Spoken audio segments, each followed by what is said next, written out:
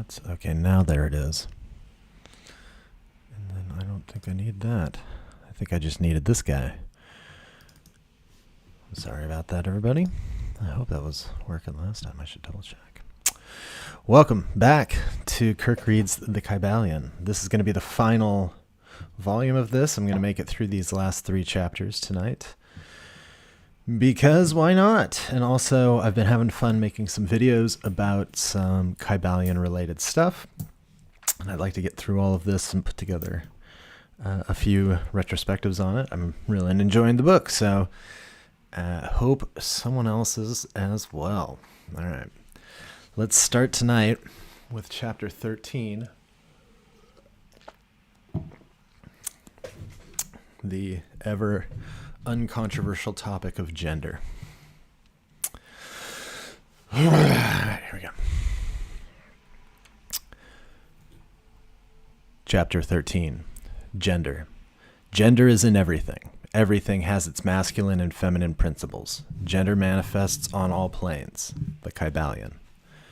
The great seventh hermetic principle, the principle of gender, embodies the truth that there is gender manifested in everything, that the masculine and feminine principles are ever present and active in all phases of phenomena, on each and every plane of life. At this point, we think it well to call your attention to the fact that gender, in its hermetic sense, and sex, in the ordinarily accepted use of the term, are not the same. The word gender is derived from the Latin root meaning to beget, to procreate, to generate, to create, to produce. A moment's consideration will show you that the word has a much broader and more general meaning than the term sex, the latter referring to the physical distinctions between male and female living things.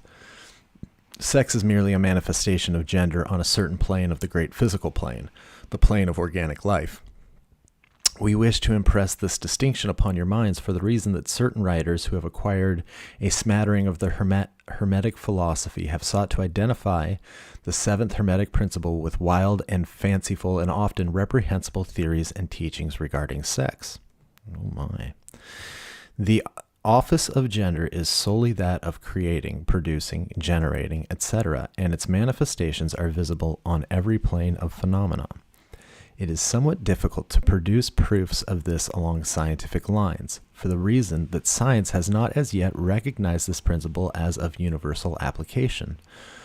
But still, some proofs are forthcoming from scientific sources. In the first place, we find a distinct manifestation of the principle of gender among the corpuscles, eons, and electrons, which constitute the basis of matter as science now knows the latter, and which, by forming certain combinations from the atom, which until lately was regarded as final and indivisible. The latest word of science is that the atom is composed of a multitude of corpuscles,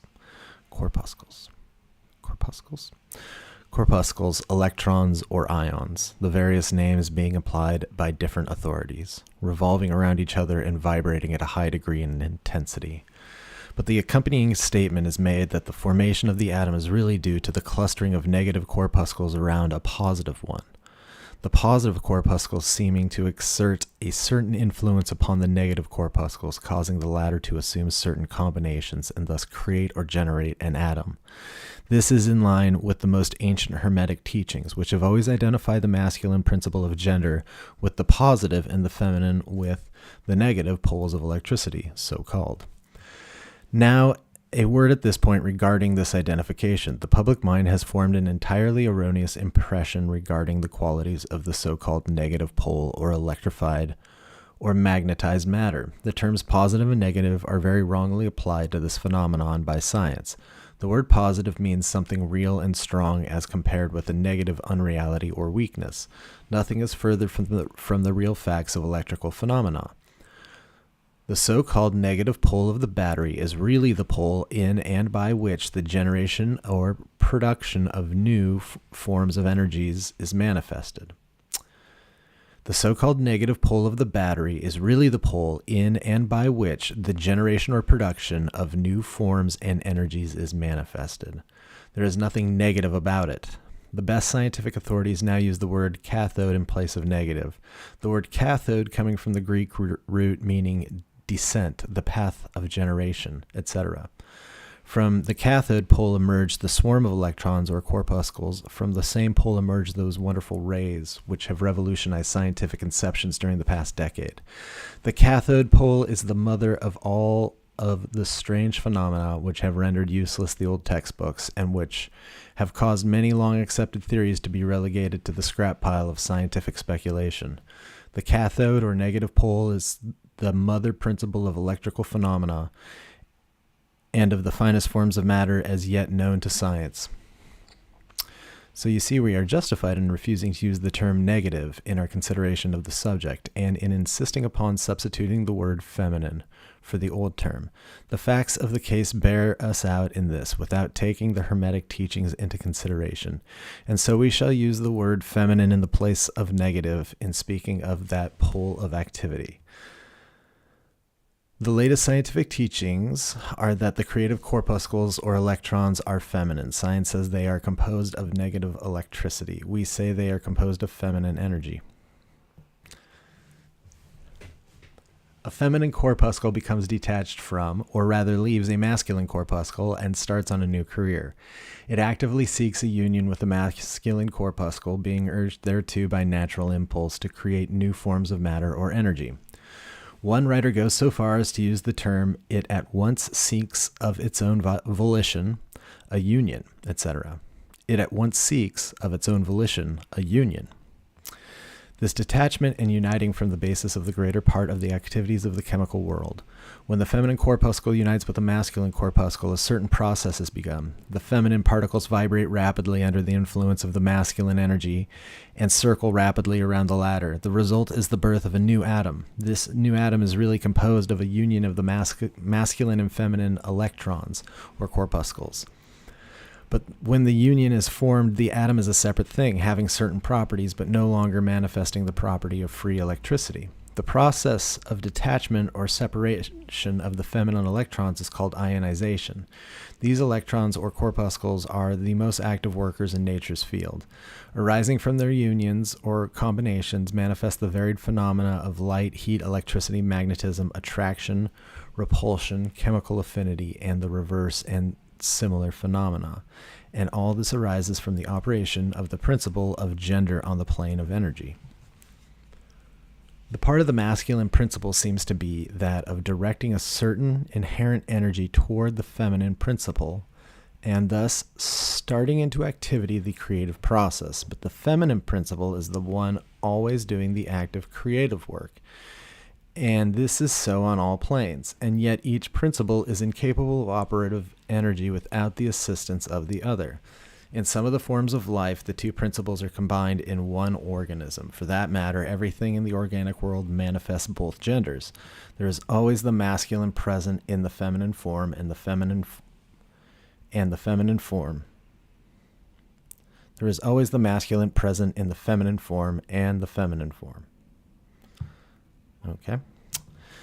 The Hermetic teachings include much regarding the operation of the two principles of gender in the production and manifestation of various forms of energy, etc. But we do not deem it expedient to go into detail regarding the same at this point, because we are unable to back up the same with scientific proof for the reason that science has not yet progressed thus far.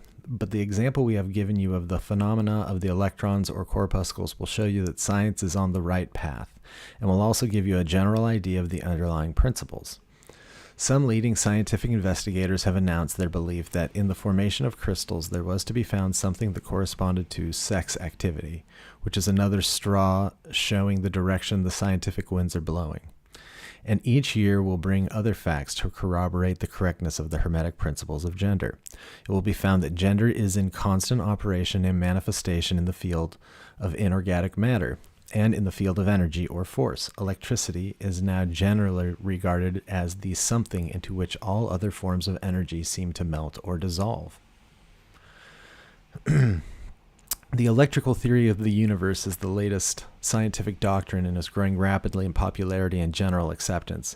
And it thus follows that if we are able to discover in the phenomena of electricity, even at the very root and source of its manifestations, a clear and unmistakable evidence of the presence of gender in its activities, we are justified in asking you to believe that science at last has offered proofs of the existence in all universal phenomena of that great Hermetic principle, the principle of gender.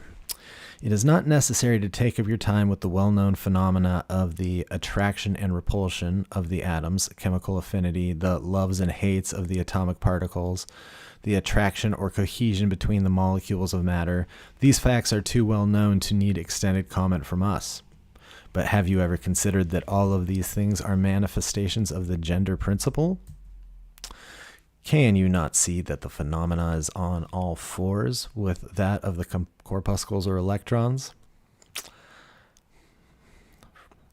And more than this, can you not see the reasonableness of the Hermetic teachings which assert that the very law of gravitation, that strange attraction by reason of which all particles and bodies of matter in the universe tend toward each other, is but another manifestation of the principle of gender, which operates in the direction of attracting the masculine to the feminine energies, and vice versa. We cannot offer you scientific proof of this at this time, but examine the phenomena in the light of the Hermetic teachings on the subject, and see if you have not a better working hypothesis than any offered by physical science. Submit all physical phenomena to the test, and you will discern the principle of gender ever in evidence. Let us now pass on to a consideration of the operation of the principle on the mental plane. Many interesting features are there awaiting examination. All right. That was exciting there for a little while. Gender.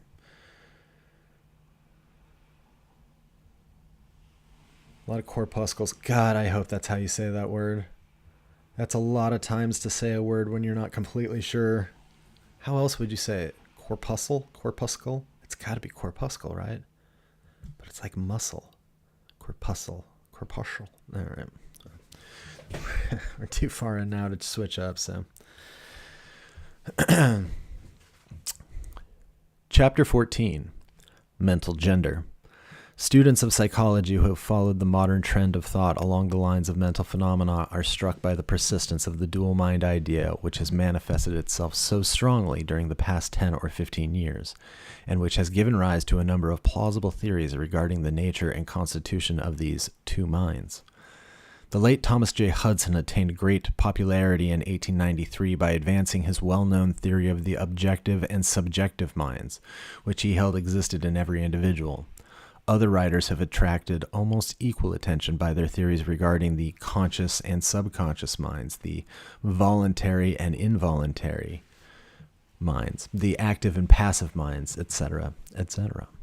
The theories of the various writers differ from each other, but there remains the underlying principle of the duality of mind. The student of the Hermetic philosophy is tempted to smile when he reads and hears of these many new theories regarding the duality of mind, each school adhering tenaciously to its own pet theories and each claiming to have discovered the truth. The student turns back the pages of occult history, and away back in the dim beginnings of occult teachings, he finds references to the ancient Hermetic doctrine of the principle of gender on the mental plane. The manifestation of mental gender. And examining further, he finds that the ancient philosophy took cognizance of the phenomenon of the dual mind and accounted for it by the theory of mental gender. This idea of mental gender may be explained in a few words to students who are familiar with the modern theories just alluded to. The masculine principle of mind corresponds to the so-called objective mind, conscious mind, voluntary mind, active mind, etc. And the feminine principle of mind corresponds to the so-called subjective mind, subconscious mind, involuntary mind, passive mind, etc. Of course, the Hermetic teachings do not agree with the many modern theories regarding the nature of the two phases of mind, nor does it admit many of the facts claimed for the two respective aspects, some of the said theories and claims being very far-fetched and incapable of standing the test of experiment and demonstration. We point to the phases of agreement merely for the purposes of helping the student to assimilate his previously acquired knowledge with the teachings of the Hermetic philosophy. Students of Hudson will notice the statement at the beginning of his second chapter of The Law of Psychic Phenomena that the mystic jargon of the Hermetic philosophers discloses the same general idea, i.e., the duality of mind. If Dr. Hudson had taken the time and trouble to decipher a little of the mystic jargon of the Hermetic philosophy, he might have received much light upon the subject of the dual mind, but then perhaps his most interesting work might not have been written. Let us now consider the Hermetic teachings regarding mental gender.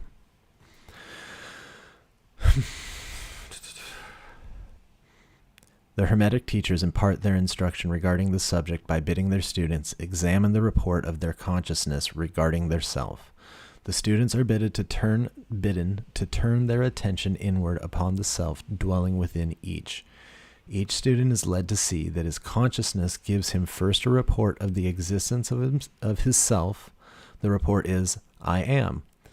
This at first seems to be the final words from the consciousness, but a little further examination discloses the fact that this I am may be separated or split into two distinct parts or aspects, which, while working in unison and in conjunction, yet nevertheless may be separated in consciousness. While at first there seems to be only an I existing, a more careful and closer examination reveals the fact that there exists an I and a me. These mental twins differ in their characteristics and nature, and an examination of their nature and the phenomena arising from the same will throw much light upon many of the problems of mental influence. Let us begin with a consideration of the me, which is usually mistaken for the I by the student, until he presses the inquiry a little further back into the recesses of consciousness. A man thinks of his self in its aspect of me as being composed of certain feelings, tastes, likes, dislikes, habits, peculiar ties, characteristics, etc., all of which go to make up his personality, or the self, known to himself and others. He knows that these emotions and feelings change, are born and die away, are subject to the principle of rhythm and the principle of polarity, which take him from one extreme of feeling to another. He also thinks of the me as being certain knowledge gathered together in his mind and thus forming a part of himself. This is the me of a man. But we have proceeded too hastily. The me of many men may be said to consist largely of their consciousness of the body and their physical appetites, etc. Their consciousness being largely bound up with their bodily nature, they practically live there. Some men even go so far as to regard their personal apparel as a part of their me, and actually seem to consider it a part of themselves. A writer has humorously said that men consist of three parts: soul, body, and clothes. These clothes-conscious people would lose their personality if divested of their clothing by savages upon the occasion of a shipwreck. But even many who are not so closely bound up with the idea of personal raiment stick closely to the consciousness of their bodies being their me. They cannot conceive of a self independent of the body. Their mind seems to them to be practically a something belonging to their body, which in many cases it is indeed. But as man rises in the scale of consciousness, he is able to disentangle his me from his idea of body, and is able to think of his body as belonging to the mental part of him. But even then, he is very apt to identify the me entirely with the mental states, feelings, etc., which he feels to exist within him. He is very apt to consider these internal states as identical with himself, instead of there being simply things produced by some part of his mentality and existing within him, of him, and in him, but still not himself. He sees that he may change these internal states of feeling by an effort of will, and that he may produce a feeling or state of an exactly opposite nature in the same way, and yet the same me exists. And so after a while he is able to set aside these various mental states, emotions, feelings, habits, qualities, characteristics, and other personal mental belongings. He is able to set them aside in the not me collection of curiosities and encumbrances, as well as valuable possessions. This requires much mental concentration and power of mental analysis on the part of the student, but still, the task is possible for the advanced student, and even those not so far advanced are able to see in the imagination how the process may be performed. After this laying aside process has been performed, the student will find himself in conscious possession of a self, which may be considered in its I and me dual aspects. The me will be felt to be a something mental in which thoughts, ideas, emotions, feelings, and other mental states may be produced. It may be considered as the mental womb, as the ancients styled it, capable of generating mental offspring.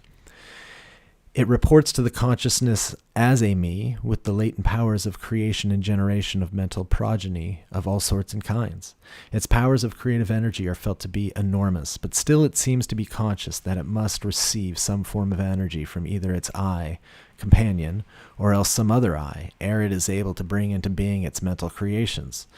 This consciousness brings with it a realization that an enormous capacity for mental work and creative ability. This consciousness brings with it a realization of an enormous capacity for mental work and creative ability. But the student soon finds that this is not all that he finds within his inner consciousness. He finds that there exists a mental something which is able to will that the me act along certain creative lines, and which is also able to stand aside and witness the mental creation. This part of himself he is taught to call his I. He is able to rest in its consciousness at will. He finds there not a consciousness of an ability to generate and actively create in the sense of the gradual process attendant upon mental operations, but rather a sense and consciousness of an ability to project an energy from the I to the me, a process of willing that the mental creation begin and proceed. He also finds that the I is able to stand aside and witness the operations of the me's mental creation and generation.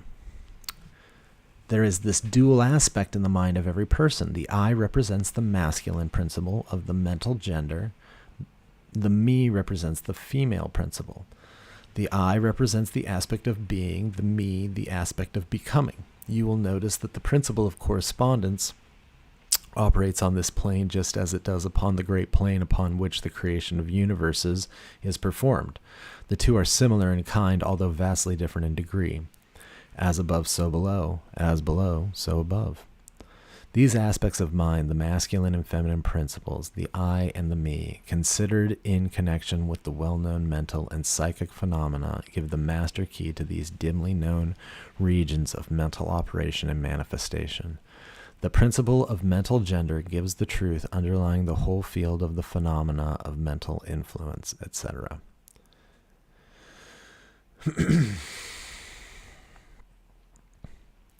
The tendency of the feminine principle is always in the direction of receiving impressions, while the tendency of the masculine principle is always in the direction of giving out or expressing.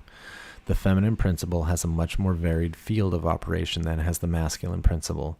The feminine principle conducts the work of generating new thoughts, concepts, ideas, including the work of the imagination. The masculine principle contents itself with the work of the will in its varied phases.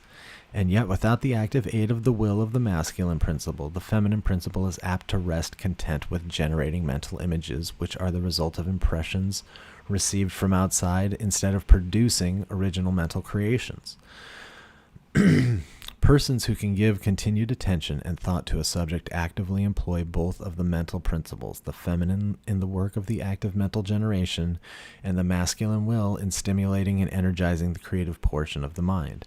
The majority of persons really employ the masculine principle but little, and are content to live according to the thoughts and ideas instilled into the me from the I of other minds. But it is not our purpose to dwell upon this phase of the subject, which may be studied from any good textbook upon psychology, with the key that we have given you regarding mental gender. The student of psychic phenomena is aware of the wonderful phenomena classified under the head of telepathy. thought transference, mental influence, suggestion, hypnotism, etc. Many have sought for an explanation of these varied phases of phenomena under the theories of various dual mind teachers. And in a measure they are right, for there is clearly a manifestation of two distinct phases of mental activity. But if such students will consider these dual minds in the light of the Hermetic teachings regarding vibrations and mental gender, they will see that the long sought for key is at hand. All right, I'm excited to find out what this is. Big cell. In the phenomena of telepathy, it is seen how the vibratory energy of the masculine principle is projected toward the feminine principle of another person, and the latter takes the seed thought and allows it to develop into maturity. In the same way, suggestion and hypnotism operates. The masculine principle of the person giving the suggestions directs a stream of vibratory energy or willpower toward the feminine principle of the other person, and the latter, accepting it, makes it its own and acts and thinks accordingly. An idea thus lodged into the mind of another person grows and develops, and in time is regarded as the rightful mental offspring of the individual, whereas it is in reality like the cuckoo egg placed in the sparrow's nest, where it destroys the rightful offspring and makes itself at home. The normal method is for the masculine and feminine principles in a person's mind to coordinate and act harmoniously in conjunction with each other. But unfortunately, the masculine principle in the average person is too lazy to act.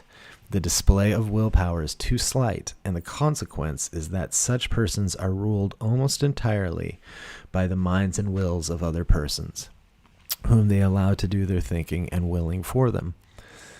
How few original thoughts or original actions are performed by the average person. Are not the majority of persons mere shadows and echoes of others having stronger wills or minds than themselves? The trouble is that the average person dwells almost altogether in his me consciousness and does not realize that he has such a thing as an I. He is polarized in his feminine principle of mind, and the masculine principle in which is lodged the will is allowed to remain inactive and not employed. The strong men and women of the world invariably manifest the masculine principle of will, and their strength depends materially upon this fact. Instead of living upon the impressions made upon their minds by others, they dominate their own minds by their will, obtaining the kind of mental images desired, and moreover dominate the minds of others likewise in the same manner. Look at the strong people, how they manage to implant their seed thoughts in the minds of the masses of the people, and thus causing the latter to think thoughts in accordance with the desires and wills of the strong individuals. This is why the masses of people are such sheep-like creatures, never originating an idea of their own, nor using their own powers of mental activity. The manifestation of mental gender may be noticed all around us in everyday life. The magnetic persons are those who are able to use the masculine principle in the way of impressing their ideas upon others. The actor who makes people weep or cry as he wills is employing this principle, and so is the successful orator, statesman, preacher, writer, or other people who are before the public attention. The peculiar influence exerted by some people over others is due to the manifestation of mental gender along the vibrational lines above indicated. In this principle lies the secret of personal magnetism, personal influence, fascination, etc., as well as the phenomena generally grouped under the name of hypnotism.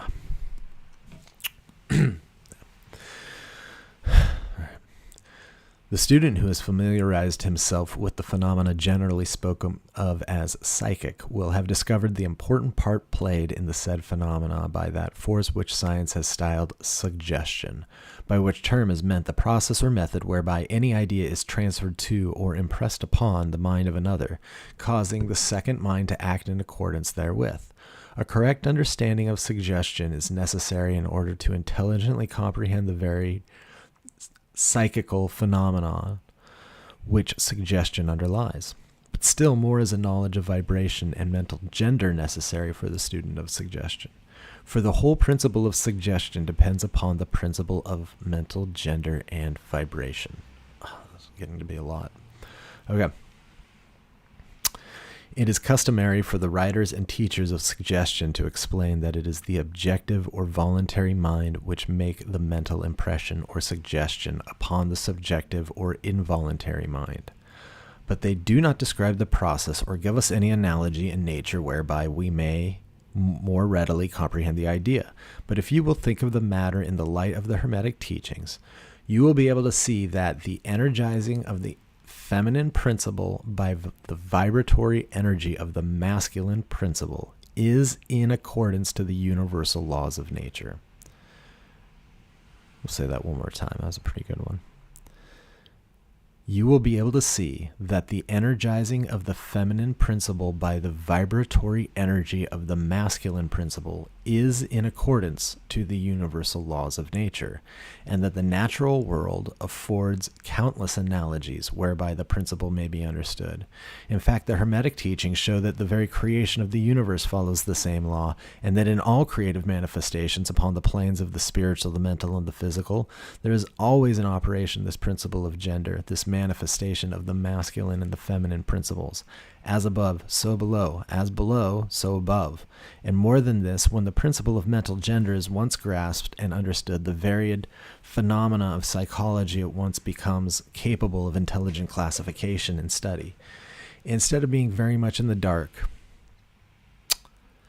the principle works out in practice because it is based upon the immutable universal laws of life. We shall not enter into an extended discussion of or description of the varied phenomena of mental influence or psychic activity. There are many books, many of them quite good, which have been written and published on this subject of late years. The main facts stated in these various books are correct, although the several writers have attempted to explain the phenomena by various pet theories of their own. The student may acquaint himself with these matters, and by using the theory of mental gender, he will be able to bring order out of the chaos of conflicting theory and teachings, and may moreover readily make himself a master of the subject if he be so inclined. The purpose of this work is not to give an extended account of psychic phenomena, but rather to give to the student a master key whereby he may unlock the many doors leading into the parts of the temple of knowledge which he may wish to explore. We feel that in this consideration of the teachings of the Kybalion, one may find an explanation which will serve to clear away many perplexing difficulties, a key that will unlock many doors. What is the use of going into detail regarding all of the many features of psychic phenomena and a mental science, provided we place in the hands of the student the means whereby he may acquaint himself fully regarding any phase of the subject which may interest him? With the aid of the Kybalion, one may go through any occult library anew, the old light from Egypt illuminating many dark pages and obscure subjects. That is the purpose of this book. We do not come expounding a new philosophy, but rather furnishing the outlines of a great world-old teaching, which will make clear the teachings of others, which will serve as a great reconciler of differing theories and opposing doctrines. Wow. All right. That's the key to hypnotism and mind control there, is good old mental gender. All right. I believe this is the end. It's not, though. Just keep going, but 20 more pages, it looks like, to the end of the book. All right. Chapter 15. Hermetic Axioms. The possession of knowledge, unless accompanied by a manifestation and expression in action, is like the hoarding of precious metals, a vain and foolish thing. Knowledge, like wealth, is intended for use. The law of use is universal, and he who violates it suffers by reason of his conflict with natural forces. The Kybalion. The Hermetic teachings, while always having been kept securely locked up in the minds of the fortunate possessors thereof, for reasons which we have already stated, were never intended to be merely stored away and secreted. The law of use is dwelt upon in the teachings, as you may see by reference to the above quotation from the Kybalion, which states it forcibly. Knowledge without use and expression is a vain thing, bringing no good to its possessor or to the race. Be aware of mental miserliness and express it into action, that which you have learned. Study the axioms and aphorisms, but practice them also. We give below some of the more important hermetic axioms from the Kybalion, with a few comments added to each. Make these your own and practice and use them, for they are not really your own until you have used them. To change your mood or mental state, change your vibration. The Kybalion.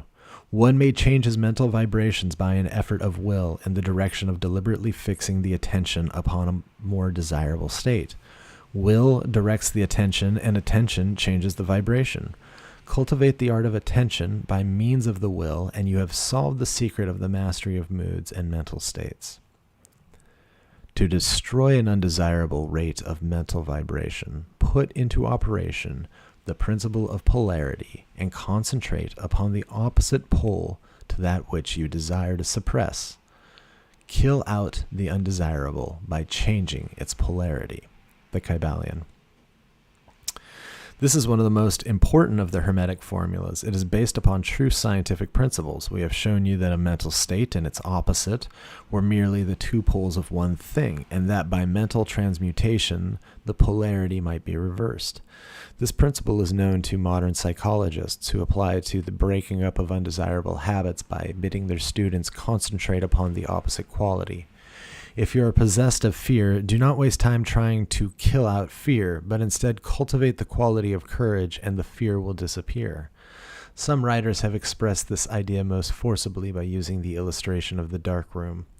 You do not have to shovel out or sweep out the darkness, but by merely opening the shutters and letting in the light, the darkness has disappeared. To kill out a negative quality, concentrate upon the positive pole of that same quality, and the vibrations will gradually change from negative to positive until finally you will become polarized on the positive pole instead of the negative.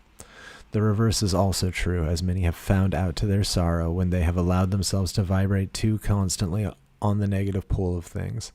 By changing your polarity, you may master your moods, change your mental states, remake your disposition, and build up character. Much of the mental mastery of the advanced Hermetics is due to this application of polarity, which is one of the important aspects of mental transmutation. Remember the Hermetic axiom quoted previously, which says, "Mind, as well as metals and elements, may be transmuted from state to state, degree to degree, condition to condition, pole to pole, vibration to vibration." The Kybalion. The mastery of polarization is the mastery of the fundamental principles of mental transmutation or mental alchemy. For unless one acquires the art of changing his own polarity, he will be unable to affect his environment. An understanding of this principle will enable one to change his own polarity as well as that of others, if he will but devote the time, care, study, and practice necessary to master the art. The principle is true, but the results obtained depend upon the persistent patience and practice of the student. Rhythm may be neutralized by an application of the art of polarization. The Kybalion. Rhythm may be neutralized by an application of the art of polarization. As we have explained in previous chapters, the Hermetists hold that the principle of rhythm manifests on the mental plane as well as on the physical plane, and that the bewildering succession of moods, feelings, emotions, and other mental states are due to the backward and forward swing of the mental pendulum, which carries us from one extreme feeling to the other. The Hermetists also teach that the law of neutralization enables one to a great extent to overcome the operation of rhythm in consciousness. As we have explained, there is a higher plane of consciousness as well as the ordinary lower plane, and the master, by rising mentally to the higher plane, causes the swing of the mental pendulum to manifest on the lower plane, and he, dwelling on his higher plane, escapes the consciousness of the swing backward. This is effected by polarizing on the higher self and thus raising the mental vibrations of the ego above those of the ordinary plane of consciousness. It is akin to rising above a thing and allowing it to pass beneath you. The advanced Hermetist polarizes himself at the positive pole of the being, the I am pole, rather than the pole of personality, and by refusing and denying the operation of rhythm, raises himself above its plane of consciousness, and standing firm in his statement of being, he allows the pendulum to swing back on the lower plane without changing his polarity. This is accomplished by all individuals who have attained any degree of self-mastery, whether they understand the law or not. Such persons simply refuse to allow themselves to be swung back by the pendulum of mood and emotion, and by steadfastly affirming the superiority, they remain polarized on the positive pole. The master, of course, attains a far greater degree of proficiency because he understands the law which he is overcoming by a higher law, and by the use of his will he attains a degree of poise and mental steadfastness almost impossible of belief on the part of those who allow themselves to be swung backward and forward by the mental pendulum of moods and feelings. Remember always, however, that you do not really destroy the principle of rhythm, for that is indestructible. You simply overcome one law by counterbalancing it with another, and thus maintain an equilibrium. The laws of balance and counterbalance are in operation on the mental as well as the physical planes, and an understanding of these laws enables one to seem to overthrow laws, whereas he is merely exerting a counterbalance. Nothing escapes the principles of cause and effect, but there are many planes of causation, and one may use the laws of the higher to overcome the laws of the lower, the Kybalion. By an understanding of the practice of polarization, the Hermetists rise to a higher plane of causation, and thus counterbalance the laws of the lower planes of causation. By rising above the plane of ordinary causes, they become themselves in a degree causes instead of being merely caused. By being able to master their own moods and feelings, and by being able to neutralize rhythm, as we have already explained, they are able to escape a great part of the operations of cause and effect on the ordinary plane. The masses of people are carried along, obedient to their environment, the wills and desires of others stronger than themselves. The effects of inherited tendencies, the suggestions of those about them, and other outward causes which tend to move them about on the chessboard of life like mere pawns. By rising above these influencing causes, the advanced Hermetists seek a higher plane of mental action, and by dominating their moods, emotions, impulses, and feelings, they create for themselves new characters, qualities, and powers by which they overcome their ordinary environment, and thus become practically players instead of mere pawns. Such people help to play the game of life understandingly, instead of being moved about this way and that by stronger influence and powers and wills. They use the principle of cause and effect instead of being used by it. Of course, even the highest are subject to the principle as it manifests on the higher planes, but on the lower planes of activity they are masters instead of slaves. As the Kybalion says, the wise ones serve on the higher, but rule on the lower. They obey the laws coming from above them, but on their own plane, and those below them they rule and give orders. And yet in so doing they form a part of the principle instead of opposing it. The wise man falls in with the law, and by understanding its movements he operates it instead of being its blind slave. Just as does the skilled swimmer turn this way and that way, going and coming as he will, instead of being as the log which is carried here and there, so is the wise man as compared to the ordinary man. And yet both swimmer and log, wise man and fool, are subject to law. He who understands this is well on the road to mastery, the Kybalion.